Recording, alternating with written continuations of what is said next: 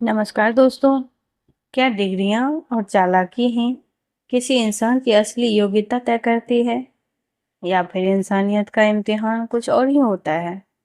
आज की कहानी में उपन्यास सम्राट मुंशी प्रेमचंद जी हमें ले चलेंगे देवगढ़ रियासत की एक ऐसी अनोखी परीक्षा में जहां बुद्धि की नहीं बल्कि सीधे दिल और इंसानियत की परख की गई है। आइए सुनते हैं यह खूबसूरत कहानी मेरे साथ। जब रियासत देवगढ़ के दीवान सरदार सुजान सिंह बूढ़े हुए तो परमात्मा की याद आ गई। जाकर महाराज से विनय की कि हे दीनबंधु, दास ने श्रीमान की सेवा 40 साल तक की। अब मेरी अवस्था भी ढल गई है, राजकाज संभालने की शक्ति नहीं रही। कहीं भूल चूक हो जाए तो बुढ़ापे में दाग क्यों लगे, सारी जिंदगी की नेक नामी मिट्टी में मिल जाएगी। राजा साहब अपने अनुभवशील नीति कुशल दीवान का बड़ा आदर करते थे। बहुत समझाया, लेकिन जब दीवान साहब ने ना नहीं माना तो हार कर उनकी प्रार्थना स्वीकार कर ली। पर शर्त यह लगा दी कि रियासत के लिए खोजना पड़ेगा। नया दीवान आप ही को दूसरे दिन देश के प्रसिद्ध पात्रों में यह विज्ञापन निकला कि देवगढ़ के लिए एक सुयोग्य दीवान की जरूरत है। जो सज्जन अपने को इस पद के योग्य समझे वे वर्तमान सरकार सुजान सिंह की सेवा में उपस्थित हो। यह जरूरी नहीं कि वे ग्रेजुएट हो, मगर हिस्ट पुष्ट होना आवश्यक है। मंदाग्नि के मरीज को यहाँ तक कष्ट उठाने की कोई जरूरत नहीं है। 1 महीने तक उम्मीदवारों के रहन सहन आचार विचार की देखभाल की जाएगी। विद्या का कम परंतु कर्तव्य का अधिक विचार किया जाएगा। जो महाशय इस परीक्षा में पूरे उतरेंगे वे इस उच्च पद पर सुशोभित होंगे। इस विज्ञापन ने सारे मुल्क में तहलका मचा दिया। ऐसा ऊंचा पद और किसी प्रकार की कैद नहीं, केवल नसीब का ही खेल है। सैकड़ों आदमी अपना अपना भाग्य परखने के लिए चल पड़ा। देवगढ़ में नए नए और रंग बिरंगे मनुष्य दिखाई देने लगे। प्रत्येक रेलगाड़ी से उम्मीदवारों का एक मेला सा उतरता। कोई पंजाब से चला आता था, कोई मद्रास से, कोई नए फैशन का प्रेमी, कोई पुरानी सादगी पर मिटा हुआ। रंगीन एमामे, चोगे और नाना प्रकार के अतरंगे और कंटोप देवघर में अपनी सज धज दिखाने लगे। लेकिन सबसे विशेष संख्या ग्रेजुएट की थी, क्योंकि सनद की कैद न होने पर भी सनद से पर्दा तो ढका रहता है। सरदार सुजान सिंह ने इन महानुभावों के आदर सत्कार का अच्छा प्रबंध किया। हर एक मनुष्य अपने जीवन को अपनी बुद्धि के अनुसार अपने रूप में दिखाने की कोशिश करता था। एक मिस्टर 9 बजे दिन तक सोया करते थे, आजकल वे बगीचे में टहलते हुए उषा का दर्शन करने जाते। एक मिस्टर ने उनके घरों पर नौकरों की नाक में दम कर रखा था, लेकिन ये सज्जन आजकल आप और जनाब के बगैर नौकरों से बातचीत नहीं करते थे।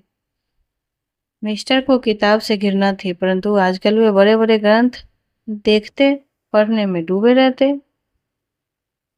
जिससे बात कीजिए वह नम्रता और सदाचार का देवता बना मालूम होता था। लोग समझते थे कि 1 महीने का झंझट है, इसी तरह काट लें, कहीं कार्य सिद्ध हो गया तो कौन पूछता है। लेकिन मनुष्यों का वह बूढ़ा जोहरी आड़ में बैठा हुआ देख रहा था कि इन बगुलों में हंस कहाँ छिपा हुआ है। एक दिन नए फैशन वालों को सूझी कि आपस में हॉकी का खेल हो जाए। यह प्रस्ताव हॉकी के मजे हुए खिलाड़ियों ने पेश किया।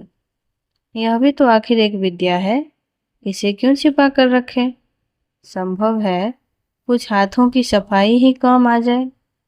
चलिए तो तय हो गया, फील्ड बन गई, खेल शुरू हो गया और गेंद किसी दफ्तर के अप्रेंटिस की तरह ठोकरें खाने लगे। रियासत देवगढ़ में यह खेल बिल्कुल निराली बात थी। पढ़े लिखे भले मनुष्य लोग शतरंज और ताश जैसे गंभीर खेल खेलते थे। दौड़ कूद के खेल बच्चों का खेल समझा जाता था। खेल बड़े उत्साह से जारी हुआ। धावे के लोग जब गेंद को लेकर तेजी से उड़ते तो ऐसा जान पड़ता था कि कोई लहर बढ़ती चली आ रही हो। लेकिन दूसरी ओर के खिलाड़ी इस बढ़ती हुई लहर को इस तरह रोक लेते थे कि मानो लोहे की दीवार है। संध्या तक यही धूमधाम रही। लोग पसीने से तर हो गए। खून की गर्मी आंख और चेहरे से झलक रही थी। हाँफते हाँफते बेदम हो गए, लेकिन हार जीत का निर्णय नहीं हो सका। अंधेरा हो गया। इस मैदान में जरा दूर हटकर एक नाला था। उस पर कोई पुल नहीं था। पथिकों को नाले में से चलकर आना पड़ता था। खेल अभी बंद ही हुआ था और खिलाड़ी लोग बैठे दम ले रहे थे कि एक किसान अनाज से भरी हुई गाड़ी लिए उस नाले में आया। लेकिन कुछ तो नाले में कीचड़ था और कुछ उसकी चढ़ाई इतनी ऊंची थी कि गाड़ी ऊपर नहीं चढ़ सकी। और वह कभी बैलों को ललकारता, कभी पहियों को हाथ से ढकेलता, लेकिन बोझ अधिक था और बैल कमजोर था। गाड़ी ऊपर को न चढ़ती, और चढ़ती भी तो कुछ दूर चढ़कर फिर खिसक कर नीचे पहुंच जाती। किसान बार बार जोर लगाता और बार बार झुंझला कर बैलों को मारता, लेकिन गाड़ी उभरने का नाम नहीं ले रही थी। बेचारा इधर उधर निराश होकर ताकता, मगर वहां कोई सहायक नजर नहीं आया। गाड़ी को अकेले छोड़कर कहीं भी नहीं जा सकता था। बड़ी आपत्ति में आ फंसा था। इसी बीच में खिलाड़ी हाथों में डंडा लिए घूमते घामते उधर से निकले। किसान ने उसकी तरफ सहमी हुई आंखों से देखा, परंतु किसी से मदद मांगने का साहस नहीं हुआ। खिलाड़ियों ने भी उसको देखा, मगर बंद आंखों से, जिसमें सहानुभूति नहीं थी। उनमें स्वार्थ था, मद था, मगर उदारता और वात्सल्य का नाम भी नहीं था। लेकिन उसी समूह में एक ऐसा मनुष्य था जिसके हृदय में दया थी और साहस भी था। आज हॉकी खेलते हुए उसके पैरों में चोट लग गई थी। लंगड़ाता हुआ धीरे धीरे चला आ रहा था। अकस्मात उसकी निगाह गाड़ी पर पड़ी, ठिठक गया। उसे किसान की सूरत देखते ही सब बात ज्ञात हो गई।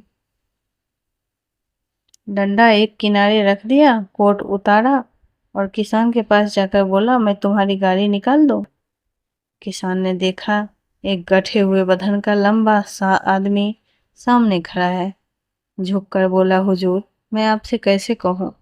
युवक ने कहा, मालूम होता है तुम यहाँ बड़ी देर से फंसे हो। अच्छा, तुम गाड़ी पर जाकर बैलों को साधो, मैं पहिए को ढकेलता हूँ। अभी गाड़ी ऊपर चढ़ जाएगी। किसान गाड़ी पर जा बैठा। युवक ने पहिए को जोर से लगाकर उकसाया।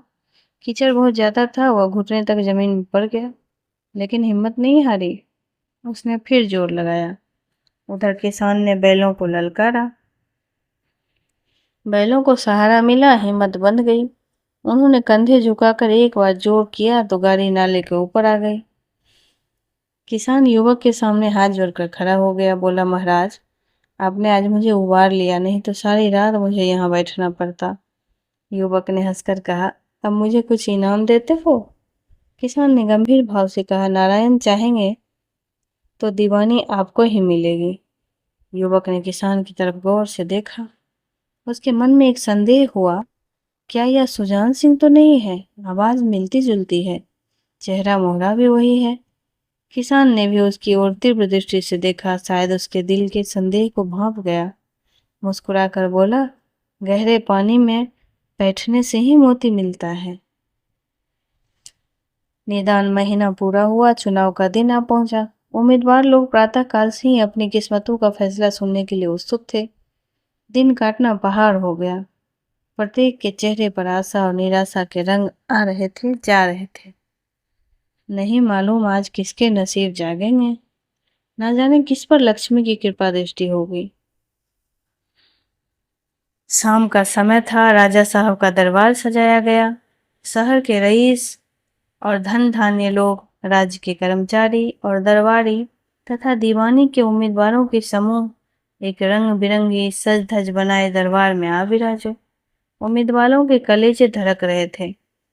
जब सरदार सुजान सिंह ने खड़े होकर कहा, मेरे दीवानी के उम्मीदवार महाशयों, मैंने आप लोगों को जो कष्ट दिया उसके लिए मुझे क्षमा कीजिए। इस पद के लिए मैंने ऐसे पुरुष की आवश्यकता की थी जिसके हृदय में दया हो और साथ साथ आत्मबल भी हो। हृदय वह उदार हो, आत्मबल वह हो जो आपत्ति की वीरता के साथ सामना करे। और इस रियासत के सौभाग्य से हमें ऐसा पुरुष मिल गया। ऐसे गुण वाले संसार में कम हैं, और जो हैं वे कीर्ति और मान के शिखर पर चढ़कर बैठे हुए हैं। उन तक हमारी पहुंच नहीं है। मैं रियासत के पंडित जानकीनाथ शाह को दीवानी पाने की बधाई देता हूँ। रियासत के कर्मचारियों और रईसों ने जानकीनाथ की तरफ देखा। उम्मीदवार दल की आंखें उधर उठी, मगर उन आंखों में सत्कार था, इन आंखों में ईर्ष्या।